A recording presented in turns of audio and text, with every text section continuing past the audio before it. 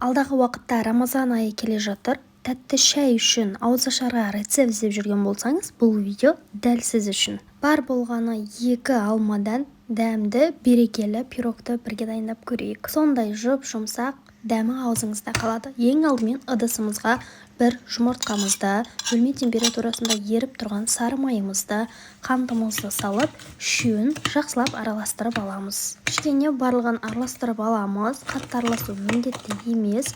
Оған разрых рейзель және де ванилинді салып, үстінен ұнымызды салып, жұмсақ қамырымызды илеп аламыз. Қамырымыз сондай жұмсақ, қолға жабыспайтын және де иілгіш болып келеді.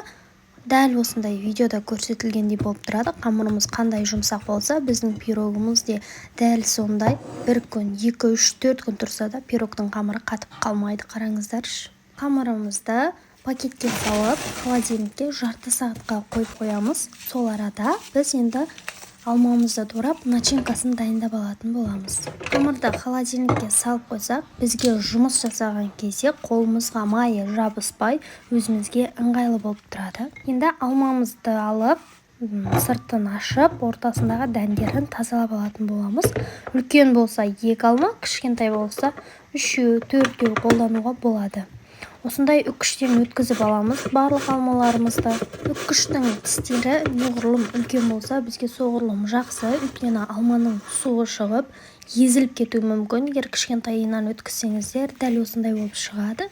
Қантымызды салып, жақсылап араластырып аламыз. Мен сіздерге осы жерде пирог пісіретін ыдысымды көрсеткім келіп тұр. Осындай аста алынатын ыдыс болса өте ыңғайлы, пирог жабысып қалмайды.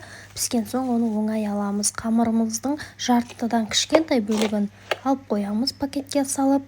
Ыдысымызға қамырымызды салып, алманың суын алып тастап, құрғақ алманың өзін пирогтың бетіне қасықтың көмегімен тегістеп салып шығамыз. Алманың суын алып тастасақ, бізге кішкене оңай болады, әйтпесе қамыры езіліп кетуі мүмкін, алманың суы шығады. Жаңа кішкентай қамырымызды пирогтың сыртына әсемдік үшін пайдаланамыз. Шетінен аз ғана қалып қойған қамырларды осылай шетіне жабыстырып шықтым, обал болмасын деп.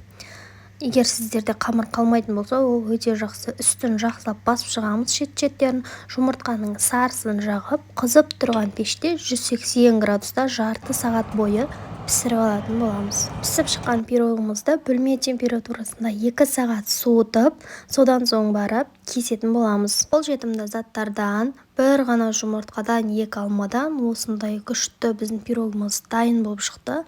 Тестосы өте жұмсақ, шаймен ішкенде өте дәмді кетеді. Сіздермен бірге болған Фариза, каналыма тіркеліп кетіңіз.